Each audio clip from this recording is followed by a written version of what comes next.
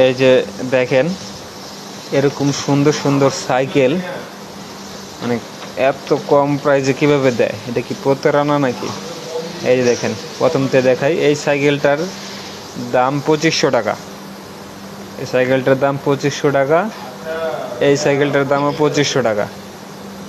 এটা 4000 টাকা, এটাও 4000, এটা 4000, এটা 2000 টাকা।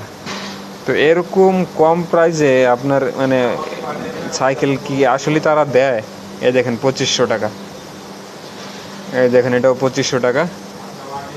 এগুলো কিন্তু আপনার আগে বলবে টাকা কিছু দিতে, 500 টাকা অ্যাডভান্স করতে।